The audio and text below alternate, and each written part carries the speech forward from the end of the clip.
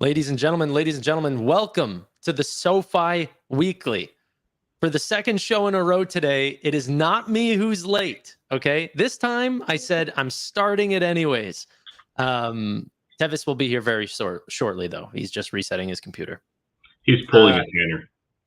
Yeah. So I got a lot of bricks around me. What? Right.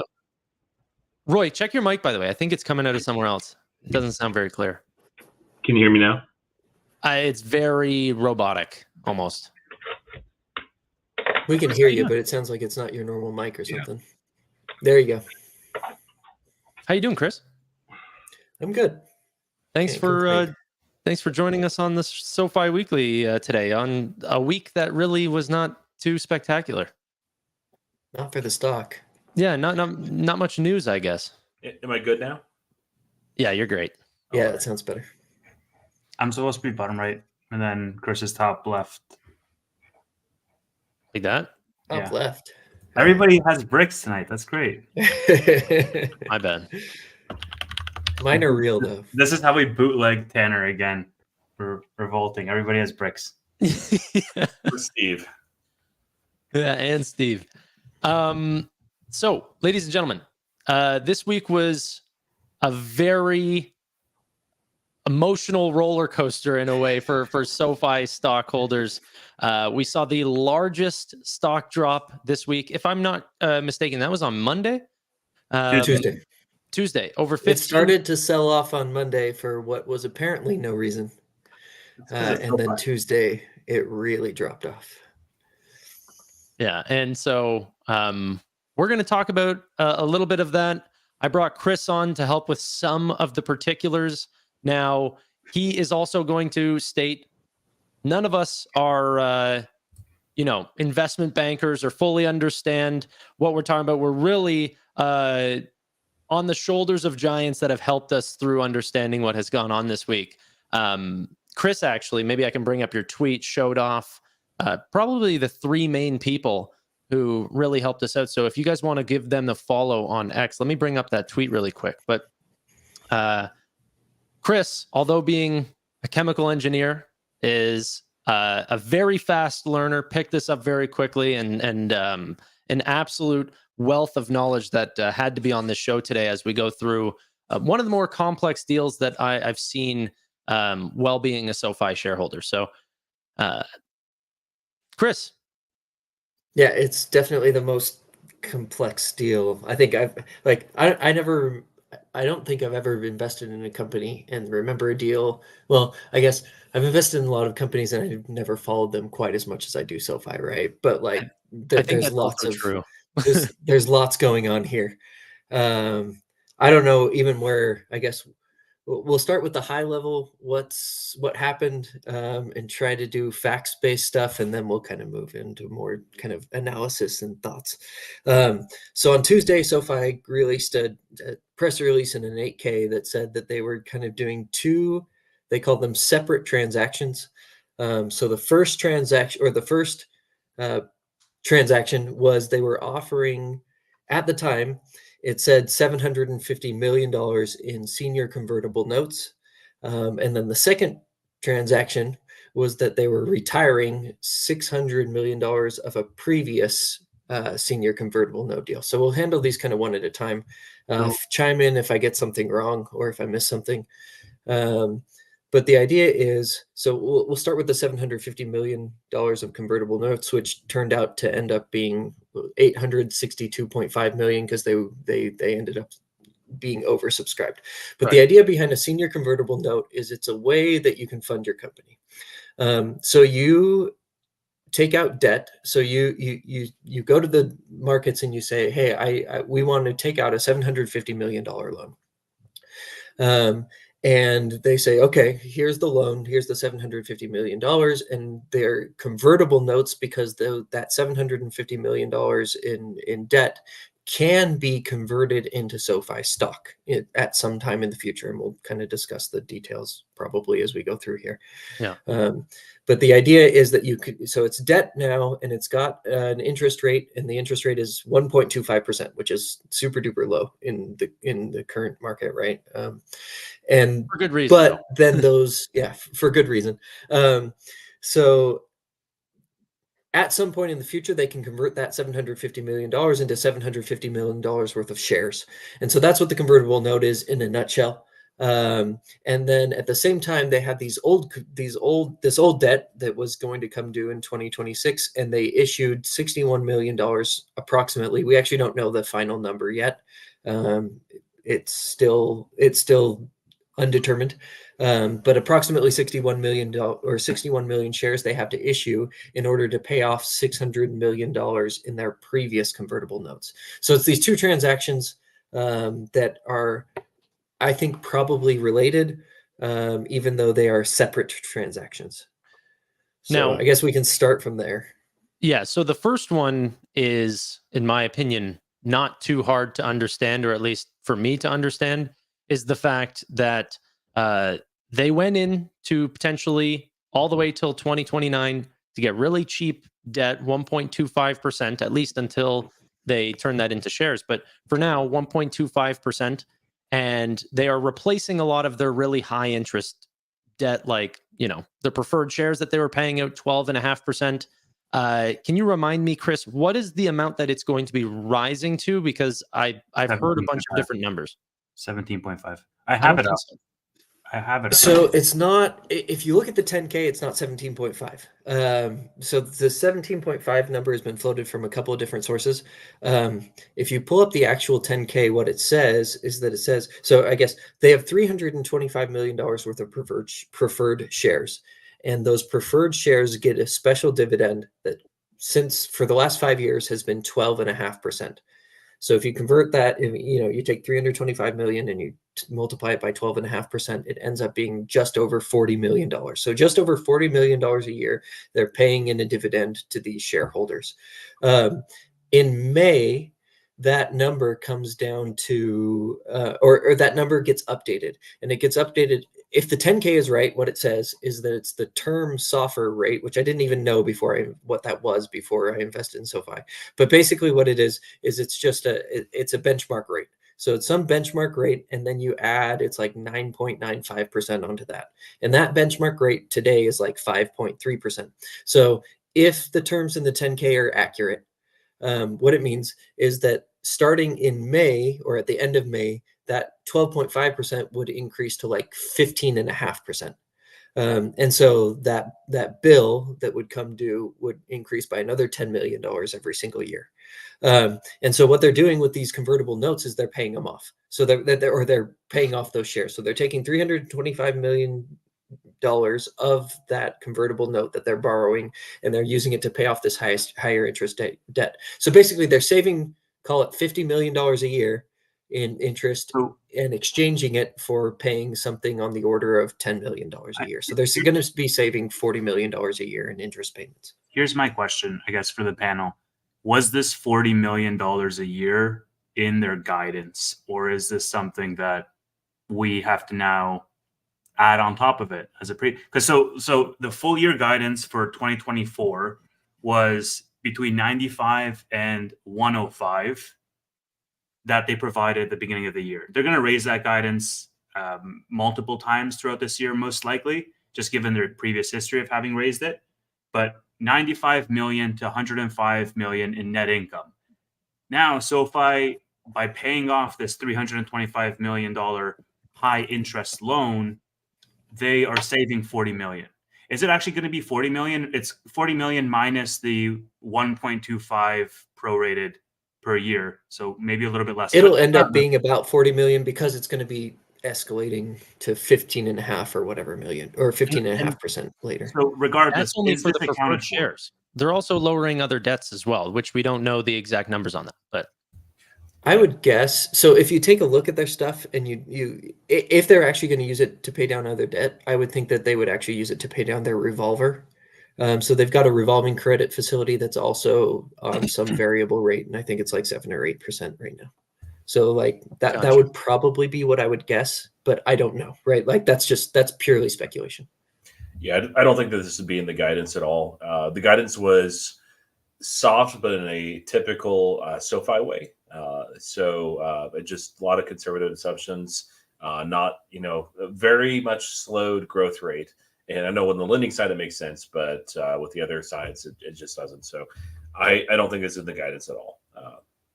Could be wrong. If I'm wrong, then I think that it's an epic level of sandbagging, not just the typical sandbagging, but we'll find out.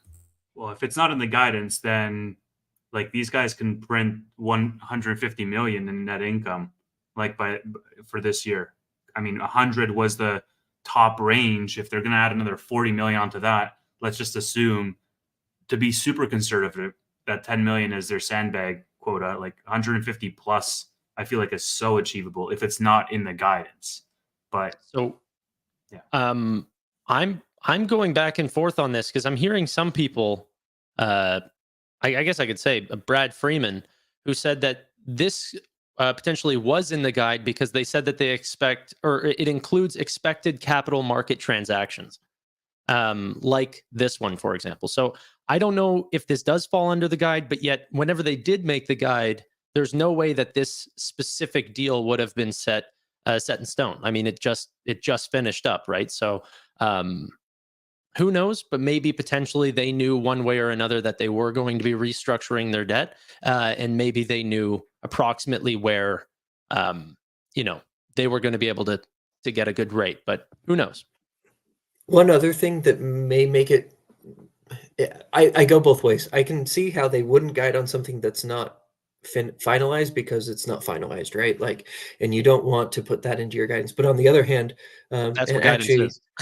yeah, exactly. But on the other hand, and one of the Compass Point analyst actually pointed this out in one of his notes, is he said, if you look at the guidance that SoFi gave, it actually doesn't add up unless they do some sort of weird, unless they enter capital markets and either pay off their preferred shares or do something else to change things around, because they guided for this 95 to 105 million dollars in what they call net income, but then their guidance for EPS for the year was only 7 to 8 cents. Yeah.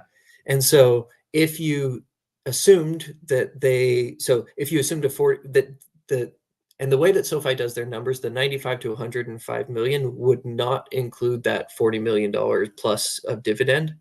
And so it should have been, if their net income was 95 to 105 and it didn't include the dividend, then the equivalent EPS should have been like 5 to 6 cents, but instead it was 7 to 8 cents. And if you kind of take the numbers into account after the fact, then it ends up equaling out. So again, I could go both ways. I don't know whether it was in the guide. I don't know to what extent it was in the guide. I doubt it was in the revenue guide, kind of like Roy said, because it would be really sandbagging, because so the deal from a high level actually makes it so that they no longer have to pull back on lending like they were going to, which I'm sure we'll get into as well. So I don't know. I go back and forth onto whether I believe it was or was not in the guide. The big factor for me too, and you guys have been in SoFi longer than I have. I was tracking it before I invested last May, but not at the detail that you guys were. This is a very conservative company when it comes to guidance, and I don't remember any time when they have guided for anything that wasn't just like 100% sure. And when it's sure, they hammer it.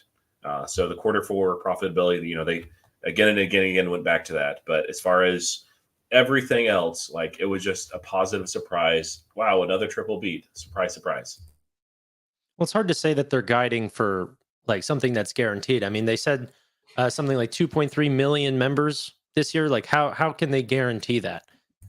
Nothing's guaranteed, but that's very likely.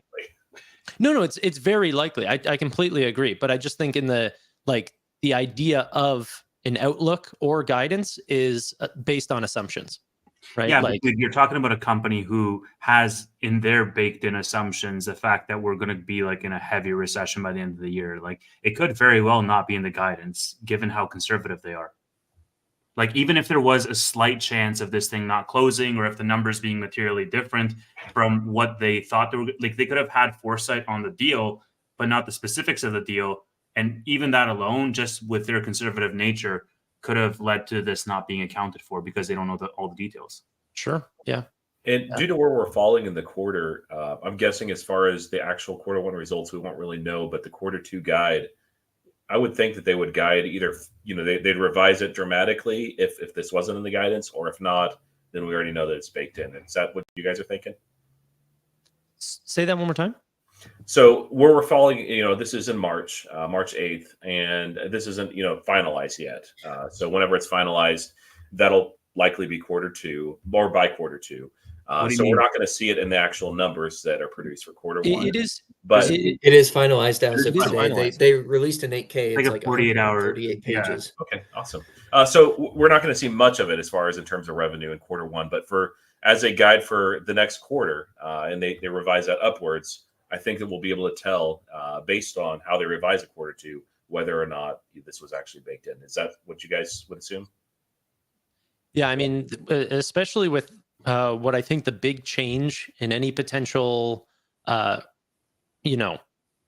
margin for these changes for the preferred shares, they're paid out from what I understand on a quarterly basis. So we don't know where that falls, but I'm going to make a bet that doesn't fall between March 9th and March 31st. So who knows? But I don't think it's going to affect Q1. Regardless, to answer for your question, Roy, for Q2, they're going to raise their EPS either way. Like if this reflects or if it doesn't reflect, they're just going to raise it either way. So it's going to be, we're going to know though, like if they come into Q2 and they report like 3 cents EPS or 4 cents EPS, it's going to be a pretty educated guess to say, well, probably they're not going to hit 7 or 8 by the end of the year. They're going to hit like 10 or 12 or whatever it may be. And one thing, I guess, kind of on the guidance thing, I think the bigger deal, at least when I look at this deal, is so I guess we should probably talk about the ramifications of the deal for the actual company, right? So why did they do this deal? So number one was to pay off those preferred shares. So basically, like Tanner made a good point on this on one of his videos where he basically said, so Sofi is taking a page out of their own book and they're refinancing higher cost debt for lower cost debt, right? So that number one helps them, right? That's $40 million less that they have to pay every single year when you're switching out the higher interest free fee for the lower one. The other thing that this really does for the company that helps them out is it helps on their capital ratios, which means that, so Sofi, it's a bank, it can only loan a certain amount of the capital that it has on the books. And they are being very conservative right now. And then the last quarter, they actually increased the capital ratio. So the very bare minimum they could ever get down to is 10.5%, but you never even want to get close to that, right? And they guided in the last quarter, they said, we're going to stay above 14%. They said, we'll end the year above 14%. And they talked about how they're going to stay the whole year above 14%. And they were at 15.3%. In the press release that came out with this deal, they said, if we would have done this in Q4, it would have given us at least 2% increase to that. So instead of being at 15.3%, we go up to 17.3%. Now, that's a lot of jargon and mumbo jumbo. What does that actually mean for the company? It means that they can now continue to grow their loan book every single quarter this year by about $2 billion, which is last year when they were really ramping up originations really fast and they didn't have as much principal coming off the books because they didn't have as many loans from previous. They were growing their loan book by about $2.5 billion every single quarter. So that means, and they're also, now they've got this forward flow agreement that's $500 million a year, or sorry, $500 million a quarter. So basically what this means to me is Sofi can continue to grow their loan book now, and lending, I don't know how it would make sense for it to go down to say 92% of what it was in 2023 if now they can continue to grow their loan book. Now they may take a really conservative stance still and maybe not grow it as much as they did last year, but I can't see an environment where they would just have done this whole deal to free up that capital ratio space and then not take advantage of it somehow. Yeah. The other possibility that was in my mind is, and I think Tevis was the one that mentioned this a couple of months ago, correct me if wrong, is that they may be gearing up for an acquisition. I don't know that they will, but this is a company that has a history of doing that and doing that well. I I think I prefer to see the loan book grow, but I mean, it depends what they're buying. So from what I heard, just to because I know a lot of Somebody people hates my voice. They say Yeah, it's I so read- annoying. I apologize Um, for my voice. So a couple things. One, if you guys want to understand just how important those capital ratios are going up, go back and listen to the SoFi Weekly, listening to the earnings call whenever Chris Lapointe actually said that the capital ratios went from 14.5 to 15.3, and look at our faces whenever that was announced. It's a bunch of like it was the best news out of the entire earnings call, is that, you know, they were actually able to sell a large percentage of their loans. You know, Chris and I had a pretty good debate going back and forth on if SoFi is going to hit a brick wall.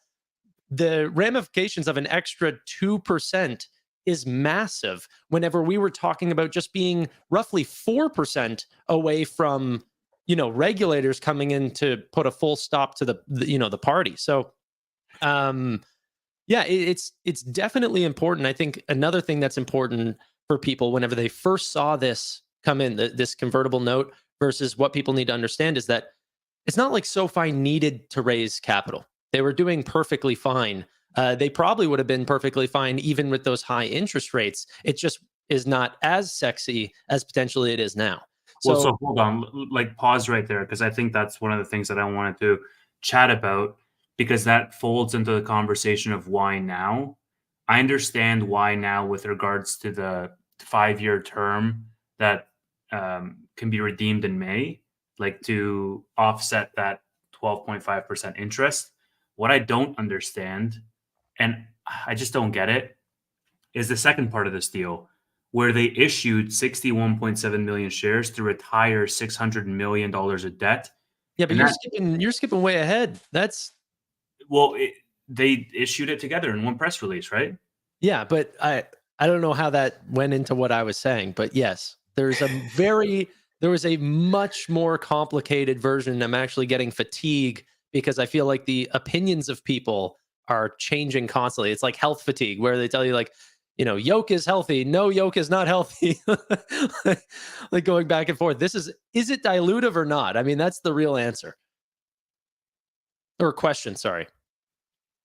Right. Dilution is a big topic. So yes and no and maybe, and it all depends on capped calls. And I've spent way too much time this week learning about all this stuff, and I still don't get it.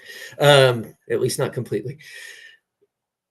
So I guess there's two parts. Again, the $61 million or 61 million shares they have to issue to pay off the $600 million in loans, that is dilutive, right? So those are outstanding shares that they're going to add to the float in order to pay off that 600 million. And I put this out on Tuesday itself after I went through and reviewed everything. If they could have done just the convertible note deal, the new convertible note deal, without issuing those shares to pay off the old convertible notes, Right. like that would have been a slam dunk. It would have been awesome. I have a feeling, even though they were separate transactions, that they were still somehow not completely independent, right? Like I would guess that there is some sort of linkage on the business side between the people who are holding $1.1 billion of convertible notes previously and the ones who are going to be investing in 750 million in convertible notes on the exact same stock later on. I don't know that for sure. That's speculation. But my guess is that they're probably linked somehow. So the thing that I go ahead. Yeah. Well, so the thing that I logically don't understand with regards to that is that 600 million in debt had zero interest. And so you're diluting shareholders by issuing new shares to pay off something that has zero interest rate right now. Meanwhile, like at the very, and I get it could have been out of their hand. And I'm curious to get your thoughts of like whether this was out of their hand. These institutions were like, you know, pay us back basically. Their hand was forced. But let's say even if they didn't want to tap into their cash to pay off the 600 million, why wouldn't they just make the 2029 convertible notes like a $1.2 billion offering and then use those proceeds to pay off the 600 million instead of issuing shares today? So I guess there's a couple of parts, right? Like number one, why would they pay off something? Why would they issue more shares today to pay off something that has 0% interest? Like, it has no utility. And number two, if they have to pay it off and their hands are tied, why not just increase the convertible notes for 2029? So I just really quick, it wasn't actually like it wasn't a free loan. It's rounded down to 0. So it's important to know that it wasn't just like, we got free capital or something like that. It was like 0.43% or something like that, which is still low, but we replaced it with a 1.25. Like the both convertible notes that we've had have been extremely low interest rates, but they are going to eventually turn to equity. So part of the reason also is that the capital ratio discussion that we just had, a lot of that capital ratio being freed up is the fact that we're retiring these old notes at 600 million and we're using equity to do that. So that's what's freeing up the capital. It's not necessarily the 700. The new convertible note deal doesn't really help us with our capital ratio as much. And the other thing that we should mention is they're actually buying back the $600 million of principal at a discount. So they're buying them back for about $530 million worth of cash. And so that actually helps us. So that's net income that helps the company. So it's like it drops to the bottom line. And it also helps, again, because we're paying it with equity rather than issuing new debt. That's what is freeing up most of the capital, is my understanding. Right. Yeah. Sorry, I think I cut Roy off. I get that whole 89 cents on the dollar. I just don't understand why they felt the need to do it now. Yeah, it's an opportune time to issue more loans, and the capital constraint piece was, one of the key bear arguments 5-6 months ago that was just being hammered like in the news every single day. It felt like so, but yeah, I agree with you as far as those that conversion. Unless they're decently aggressive on the loan side, or they have an acquisition lined up, or they're seeing something in the macro that just looks terrible in the short term, which I don't see. I don't think that's happening. So if we actually come in and we have lending revenues reduced throughout the year, that they're not actually aggressive, they don't do something with this, I'll go from saying, yeah, this is a good deal overall, to absolutely hating it just because of what you said, Tevis. But if they use the money effectively, it's going to be worth it. Ultimately, for me, it's I've seen this management execute consistently over the years. And they're phenomenal. And so they have something up their sleeve. We don't know for sure what. Maybe you guys have a better guess than me, but I think they're just going to be aggressive with the loan book there. Well, I think Chris might have nailed it, actually. Like, if it was the same institutions, just thinking out loud about this, the 2026 convertible notes had, I think, a $22 conversion price on them. And those were made back in the 2019, 2021. Yeah. So they were never going to hit the 22 price target by 2026. I mean, it's a more of a reach. So if it were those same institutions, they could have probably rolled over to the 2029s, which would have forced SoFi to pay one for the other. I guess that could be an explanation. But other than that, I just don't see it for that part of the deal. I think that 750 and the capped calls, which, I mean, we can talk about, I think that's super smart for a lot of different reasons. It's just the 61 million shares I don't understand. I just think that they were linked.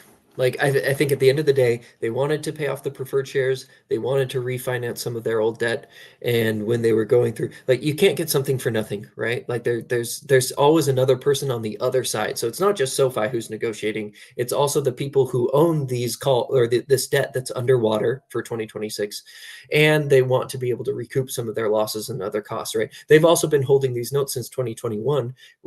Interest rates have gone way up.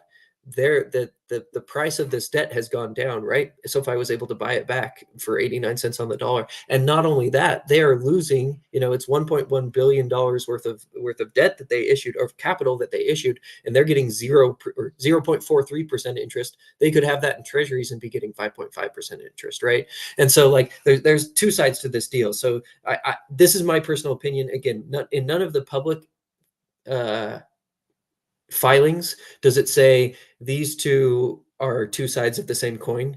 But my read here is that the fact that it happened at literally the identical same time, that the 8Ks were linked every single time, that even the 138 page like description of the deal has both of those deals in a single press release in a single 8K. It just seems like that it doesn't seem like a coincidence that these deals happen at the same time. There were a couple people talking about, or maybe it was one person, I don't, anyway, that the capital ratios potentially wouldn't have actually raised up to 17.3% without both of those deals going through, that one would actually lower it and the other one would raise it up. So yeah, it's incredibly complex, and I haven't even had a lot of time to go through some of the really complex parts. The parts that I want to talk about, however, and I really need some help understanding, is the capped call part of this transaction, right? The understanding that, is this actually going to stop the dilution, or is it only to minimize it, and it's actually dependent on where the stock price falls? So The what's second your one, understanding, Tevis, Chris? do you want to start? Okay. Yeah, sure. Okay, so I can set the stage for this. So the 750 that they, or I guess 862 that they got from this deal, about half of that went to the 12.5% interest. The other half, 346 million or so, general corporate purposes and retiring additional debt. And then about 78.8 million went to capped calls. And the reason for this was to offset dilution. Now, to answer your question, Tanner, just before I go into the call option side of things, they could have adjusted that amount to buy more or buy less. So I think that they have structured it in such a way where if they hit a certain point, they fully offset that dilution. Otherwise, why wouldn't they just buy more of those underlying options to fully offset it? Like, why would they only buy 78.8 million and offset, let's say, 50% if they hit? So I do think that management is aiming to offset the entire amount of the dilution, because there's like another 346 million that they're using for general corporate purposes, i.e., like, we're just going to keep it. So the capped calls, I think a lot of people got confused at the capped portion. We can leave that for the end. It's just the call option that they're buying on their underlying stock, so that when the stock hits a certain point, i.e. the point of conversion, I think the note holders can't convert the stock until it's 30% higher than the point of conversion. So 954 was the conversion point. I think 1228 or something like that is the point at which the note holders can say, okay, we're 30% above conversion point. Here's our notes. Give us the underlying shares. The capped call portion, the strike price, I believe, is 954, which is the conversion point, at which point SoFi would essentially be making a gain on their call options. And when the note holders want to come and redeem their shares, SoFi sells those call options. They can get the underlying shares from the market, from the broker, essentially. And as a result of that, they wouldn't have to issue new shares to create new shares out of thin air and cut everybody's slice of the pie a little bit thinner, because they have this arrangement. Now, the cap is simply protection. This is how I understood it. Then we can have a chat. But the cap is 2x what the stock price was at closing. So it was 724, and I think the cap is 1454, something like that. So at which point, if SoFi hits $14.54, there's no more upside, because if the broker is the one that's writing these call options, they have to cover themselves on the back end, right? They're not going to like write call options and then just see if SoFi hits or not. And if they hit, they're going to buy the shares on the open market. They're going to write them. They're going to buy the shares on the open market. They're going to hold those shares at a cheaper price. And then when it hits, that they have the shares to pay out. And so if they had no cap, then essentially that's unlimited downside for the broker, unlimited upside for SoFi. That's how I understood it, at least. So the broker would not do that deal without a cap. And again, SoFi doesn't necessarily, they're not gambling their company money on their underlying stock. They just want to hit a certain amount so that they can offset that dilution. So it works both ways. And yeah, that's how. So essentially, if the stock hits a certain price, what happens is the note holders are going to say, okay, we want our underlying shares, we want to convert. And SoFi is going to sell those options, get the underlying shares from the market, give them to the note holders. Roy? I came away with somewhat of a different understanding. The piece that you're absolutely right on is the lack of dilution. The calls are not, or the call options are not going to just have shares printed out of nowhere. Someone is hedging against that. If the market maker, for some reason, and they won't do a total hedge on all the shares, I know that's out there, that every single one of these shares will be hedged. That's not how market makers do that. They'll hedge them as they would a typical option. And the higher it goes, the more it'll be hedged up until that cap limit. The other piece with that is, if for some reason they're not hedged, then they need to go out and buy those calls on the existing market. So that won't be diluted. I thought that the 30% was for SoFi to begin to redeem those. And I believe it was 2 years before the expiry. But I could be wrong on that. Now, the piece that I'm most that I got the opposite idea from. So the cap is the net benefit for SoFi. So I understood these as functioning similar to vertical spreads, so that up until they hit that certain threshold, nine something, there's not really any tangible benefit for SoFi for this.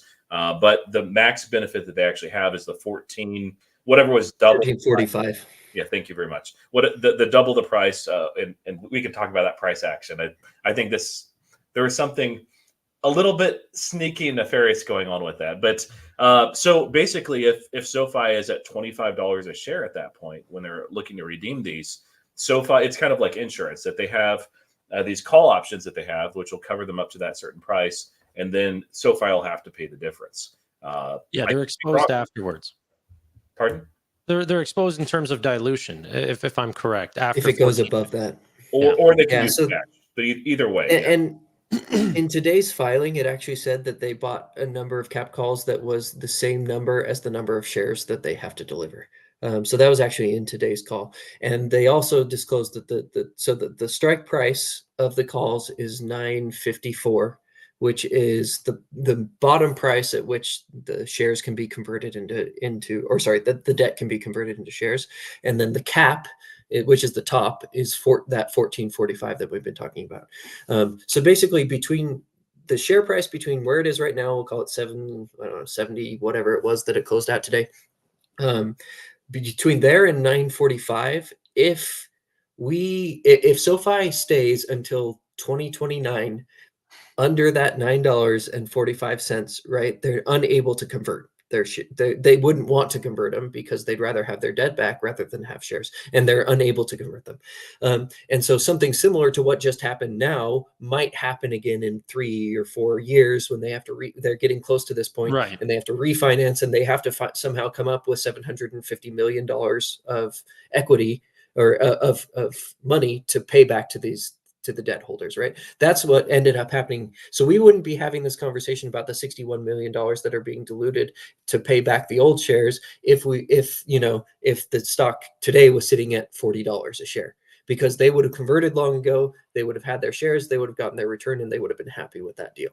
And so, but the capped call is also in structured in such a way that if the stock price goes beyond this 1445, then SoFi's upside is limited at that point. And then if it goes past there, there's a possibility that if they don't hedge or do something else past there, you start to get dilution again. Mm-hmm. And so it's it's a complicated, I understand options pretty well, right? But all the complex derivatives and hedges and other things that market makers do, and the way that they delta hedge and everything, this is something that I'm still learning about, and I'm certainly not an expert. And I've learned a ton this week, just because of this transaction, right? It's forced me to learn a bunch because I just wanted to know.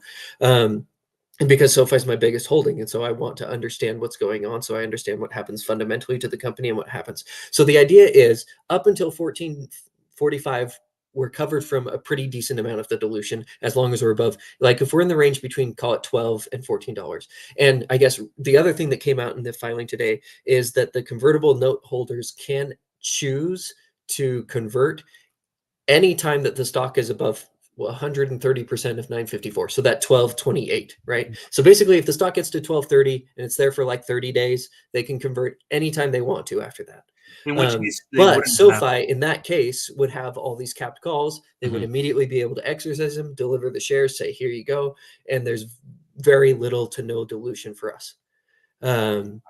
For us shareholders, right? I'm assuming everybody here is a shareholder. Otherwise, why would you be watching SoFi Weekly? And so, Potential buyer. like that's the good scenario. Now the thing is that like personally, I'm not. Let's say the stock goes to $25 by 2026. Am I going to be really mad that that's going to lead to $20 or $30 million or 30 million shares worth of dilution? No, because the stock is going to be at $25 and I am buying it today at $7, right? So if I have a 3 or 4 bagger, I'm not going to be. It's the same way. Like the way that I think about this is the same way that like Elon Musk, That's the in order exact for one I him was to thinking get about. any of his PSUs, the stock price of Tesla had to double. So in order for us to get to the point at which we're worried about higher dilution, the stock has to double. And that's not really a bad outcome for shareholders, right? And Yeah. so, but and it is complex, and you can, pull up a bunch of spreadsheets and say, hey, if we get to, $45 a share, then SoFi has to dilute us by 95. It's like, it's like 80 or 90 million shares. But if the stock is at 45 million or $45 a share, I don't care, because I'm like, I would care if I was buying at 45 and then got the rug pulled out underneath me because I wasn't paying attention or whatever. But if I'm a holder right now, I'm not that worried about dilution. So I am I am frustrated by the $61 million in dilution to pay off the 600 million. There is a potential. So basically the way this works is if you're under 940, or if you're under 954, there's a chance for dilution. If you're above 1445, there's a chance for dilution. And in between there, SoFi is pretty well hedged so that we don't get very much dilution as shareholders when these come due and get converted. But if it's above that number, I'm not that worried about it. And there's a possibility at that point that they could take on other hedges. So the way capped calls work is a little bit different from covered calls. So most people are kind of familiar with covered calls, which means like if the strike price goes, or if the share price goes beyond some certain level, you have to give the shares to the person who bought the calls.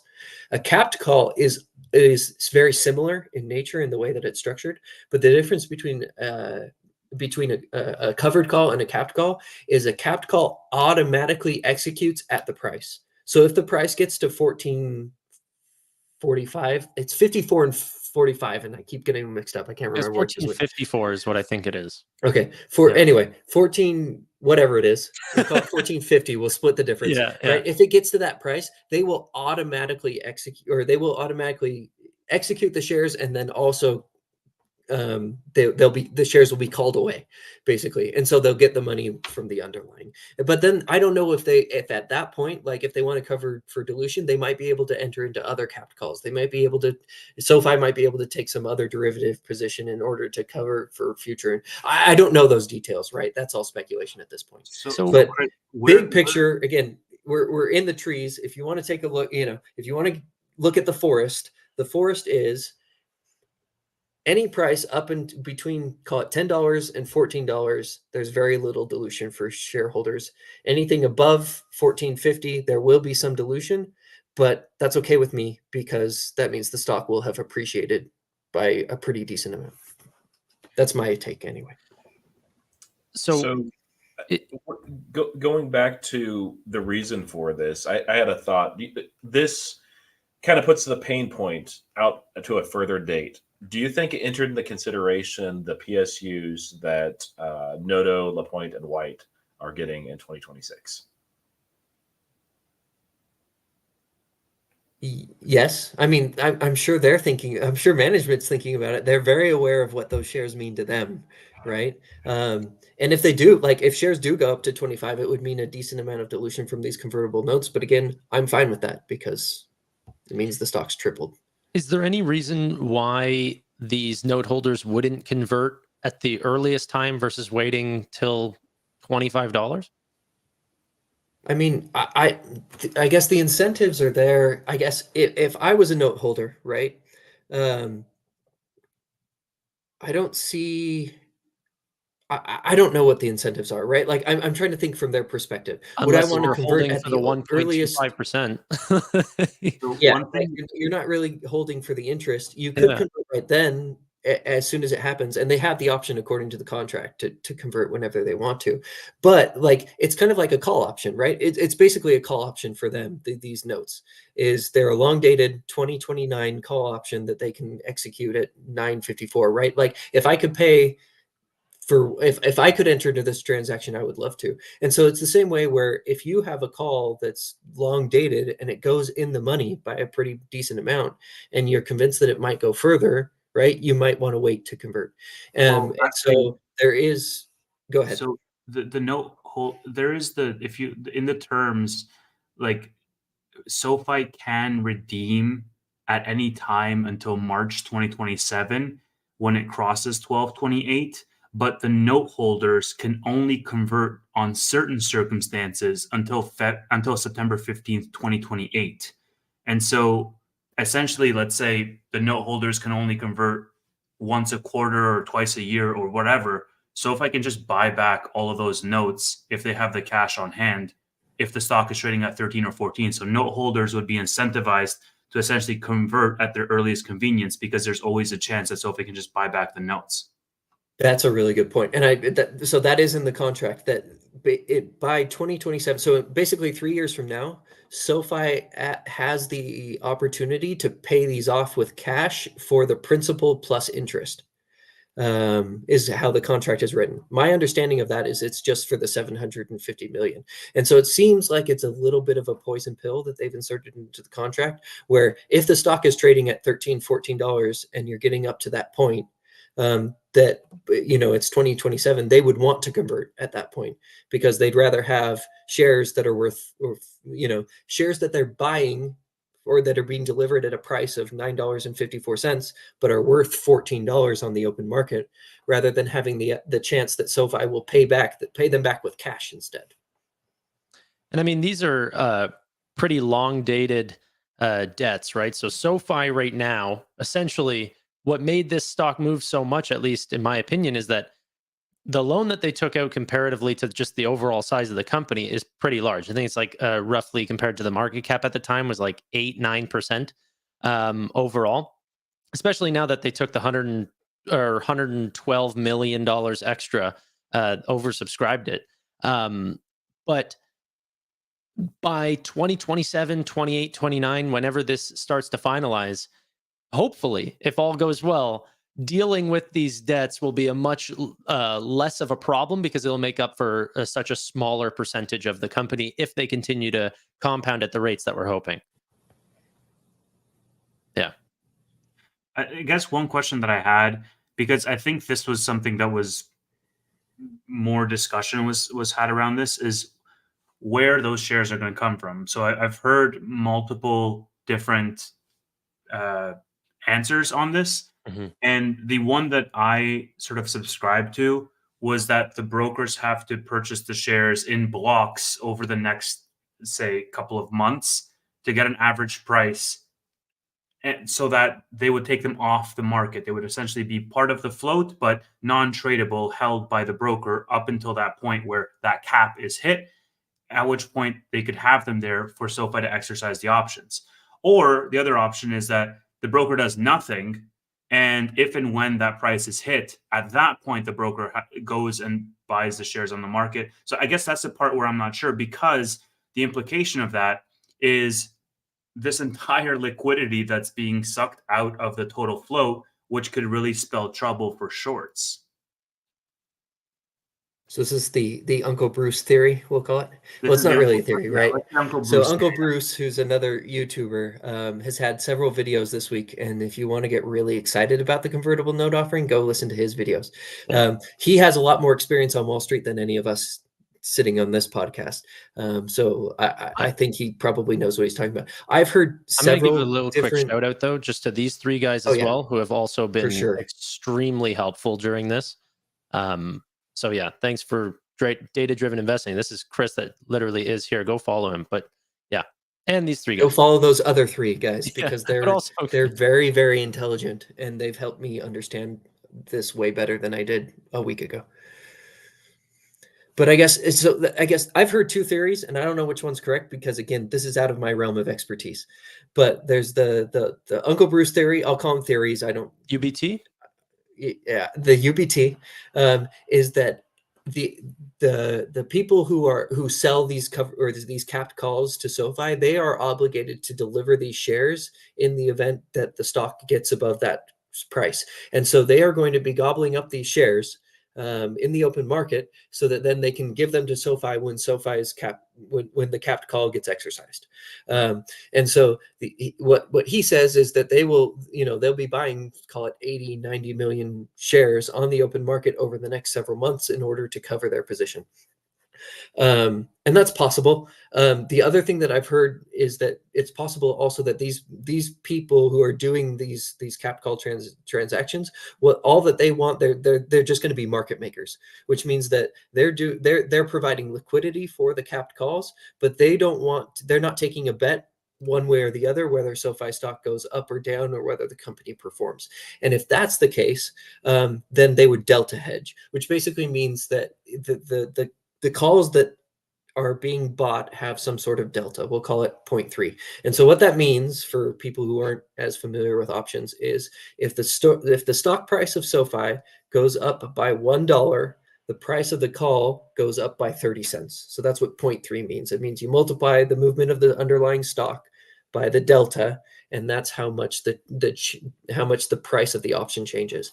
And so what they would do if the delta were, say, 0.3, they would say, okay, we're going to have to deliver 90 million shares theoretically at some point in the future. We will go out and we will buy 0.3 times 90 million.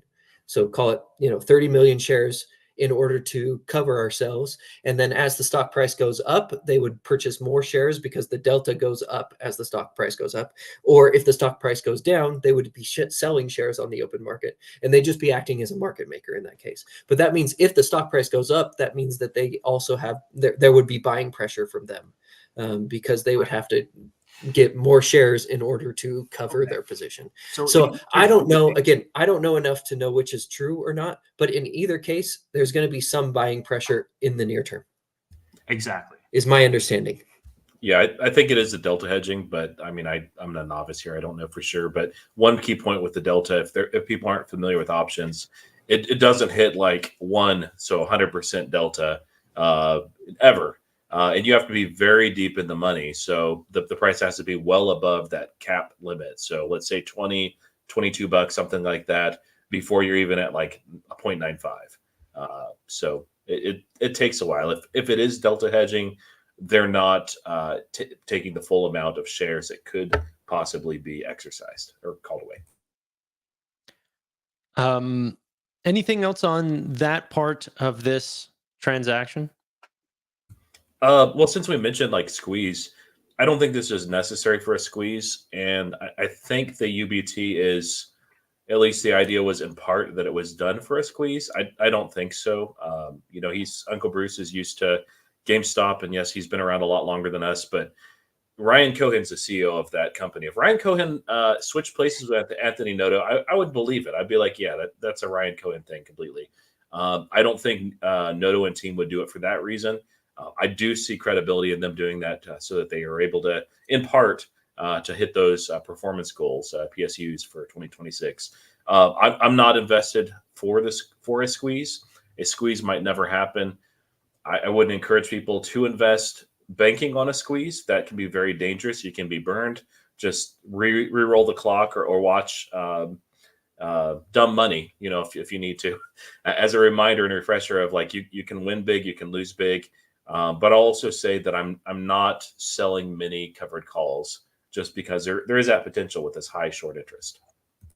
Yeah, so I have one more question on this because okay, so I get the whole like UBT versus the delta hedging strategy. Either way, there's going to be shares that are going to go off the market periodically from the broker to cover the call. Sure. And that alone may not cause a squeeze, but I think that can we all agree that institutions that took the other side of this deal that gave SoFi $862 million didn't do it for 1.25% interest a year? Like, what is their incentive? Obviously, they want to be owning the shares, correct? They are incentivized to convert. And if that is the baseline, which I think we all agree on that, if that's a baseline, can those same institutions just buy shares on the open market so as to drive the price up to their conversion, basically to ensure that they convert? Yeah. So I what's have no idea. when's the earliest that they can convert if the price hits the 12.29 or whatever? They have no I time. believe July. It was in the contract today. I think it's in 2024. It's almost immediately. Oh wow. Okay. So So- anytime if it's above that, whatever it was, 12.27, for 20 trading days out of 30 days, including the last day of the month, it has to close above that price. It's all this confusingly worded lawyer talk. But if it gets above that price for call it a month, then they can convert. Starting this so year. like if I were an institution and I'm, let's say, bullish on SoFi, let's say I'm Kathy Wood and I'm still buying anyways, and SoFi came to me and they said, hey, give me a loan. And what I'm going to do with that loan is I'm actually not going to dilute you as a shareholder, and I'm going to pay off some of my debts and actually help my bottom line. And you're still going to get the shares afterwards if the stock price hits a certain price by, let's say, July. If it hits $12, then I'm like, okay, here's the money as a loan, knowing that when it hits 12, I'll convert, and I'm incentivized to do that. And I'm just adding to my position behind the scenes. Like, let's say I'm Kathy Wood, I'm buying SoFi stock every single day, adding, because I know those shares are going to end up being mine anyways. And I'm incentivized to do this entire transaction to drive the stock price up, while at the same time, I'm giving money to the business to essentially help their cash flow, help their bottom line, help their balance sheet. So I wanted to pivot a little bit. You brought up Kathy Wood. I think she bought somewhere over 5 million shares this week. So completely reading into this, thinking this is a complete positive move. It absolutely is. Can I get from around the panel, who bought SoFi shares this week? It's about 20% more SoFi. Yeah. Awesome. For me, Awesome. it was heavy. For you guys, it'd be like, I don't know, a buy that you do in your sleep probably. But I bought 1,000 shares this week. Not 20%. I did a couple of options plays, one of which I posted on X. Another one I went into today. I didn't post it yet, but and then I did buy some shares too. Yeah, I bought on 2 separate days, just shares. I've never bought anything other than shares. So, yeah. You're probably better off for it. Oh, it makes me sleep better at night. But whenever it comes to these, derivative markets, and then SoFi starts playing with them, I'm like, I'm in the law. Like, I got a lot of learning to do. So, but hey, that's where I really fall behind. Is I've always looked at SoFi as a complete, like, is this the best quality company that I could possibly buy? And then once it starts to get into, some of the technicals and the short interest and these sorts of things, that's when the reading has to start beginning, because it's not really what I focus on. yeah, I messaged Tevis earlier in the week, and I think it was like at 7:20 something at that point when we were messaging back and forth. And I was like, dude, if it gets into the 6s, I'm going to have to start selling things I really like. Not Palantir, don't worry, but other things that I really, really like. We're not worried about Palantir. So yeah, we won't talk about that. It brings pain to Tevis, but he's like, there's no way it'll get to the 6s. And I mean, it could have. It didn't.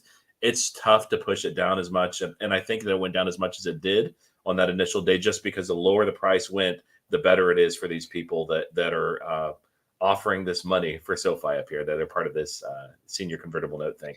So We should talk about that really quick too, actually, go ahead, before Chris. we sign off. So I don't usually subscribe to conspiracy theories and manipulation on the stock market. Like, I think a lot of that stuff is I don't buy into much of it. However, in this case, when analysts say a certain thing, but I do agree with you. Go ahead. anyway, and so like in this case, it makes a lot of sense, because and I wrote a Twitter post about this, but basically the idea is, if the lower the stock price goes, the more shares these people get when they convert.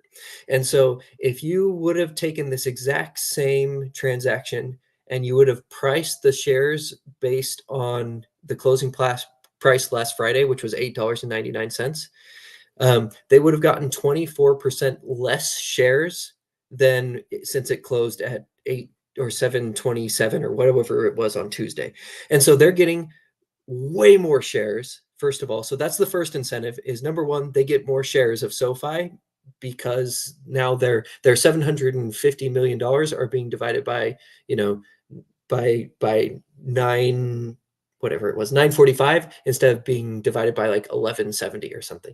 So they get more shares. And then the second reason, and I actually didn't put this in the tweet, but I should have, is now their conversion price is also way lower, right? So they can convert at it. So if it closed at $9, they would have had to get up towards $15 in order to convert their shares. Now it's only like $12. So they get, number one, more shares, and number two, a much higher a much higher likelihood of of that conversion price being hit. So there's two reasons that the institutions who now have $862 million on the line wanted the stock to go down. And it turns out that the stock had its worst day ever, which that's the part that was really nuts to me. Like, I understand there being news coming up, and the stock sells off 6-7% because people are confused about convertible notes.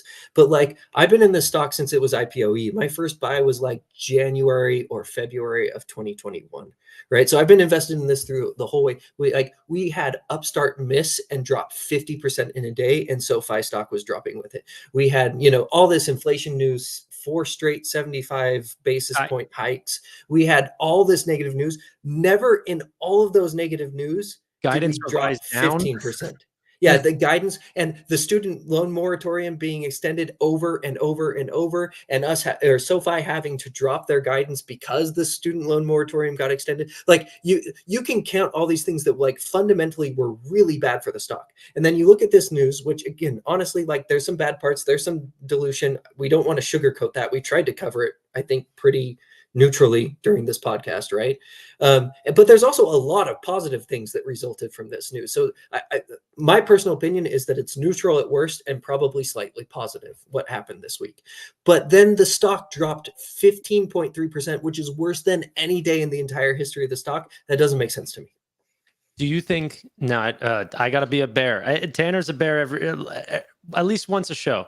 Do you think that is a fault of SoFi's for issuing such a large block of debt to, like, you're essentially incentivizing 8%, nearly like $800+ million of institutional money to try to manipulate this stock downward? It was going to happen either way. It also happened for, like, Uber was massively down the day that they did exactly the same deal. Even though the deal was so over, I think they announced it at 1.2 billion, and they ended up oversubscribing, and it closed at 1.7 billion. Same thing with a capped call on top, and the stock took a big hit just because I think that, first of all, exactly what Chris said, these institutions are incentivized to get out as low as possible so as to capitalize on the deal. And then from a retail perspective, all these people read the headlines and they're like, what? They're issuing more debt? Oh no, dilution, this and that. And so, like, it's perceived negative until you actually read into the details. How many people did we have just this week alone that just didn't understand this? It took us so long to understand it and to see it as the positive news that it actually was, right? And so I think the gut impulse is to treat this as negative news. But look at what happened to Uber since November of 2023 when they did that deal. The stock has almost doubled after that. So Rocket Lab did the same thing. So Rocket Lab recently had a convertible note, and they dropped like crazy on the day of as well. Yeah, it's a very common thing right now just because of the credit conditions. It's very expensive to borrow. And so it's not just those 3 companies.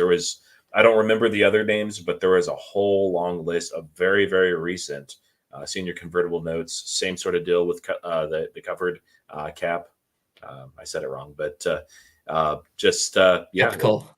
Thank you. I was like, I got it backwards. So, no, it's happening. A lot of it's just the credit conditions the way it is. So I actually agree a bit with you, Tanner. Just I don't know if there was a way that they could have. It's tough with like a blackout period of like what you could say, but it's a very complicated deal. I certainly didn't get it right away. I was like, okay, I know some of these pieces here, like lower interest, good, further out, good, dilution, bad. But beyond that, I'm like, all right, I need to dig in and do some research. And there's still pieces that are just kind of ambiguous in my mind. So I don't know if there would have been a way that they could have been a little bit more clear on what they were doing and why they were doing it. Maybe they were limited in that, but I would have liked to see that. So I do think that. So, okay, here, I want to bring up this comment really quick. They said, Tanner, no, SoFi underestimated the share price effect. This is a tough investment lesson. You said no, and then said, yes, they didn't do it right. Like, but anyway, I think the Rocket Labs thing is a little bit different because they're a cash burning company that is acquiring debt. And I'm not anti Rocket Lab, but it's for survival. Every company needs cash. So, you know, companies go bankrupt because they run out of cash. Simple as that. But what's it called? With SoFi, instantly what came from a position of strength, at least, is that they didn't necessarily need this deal, right? They would have just survived on their own, and maybe growth would have slowed from a lending perspective.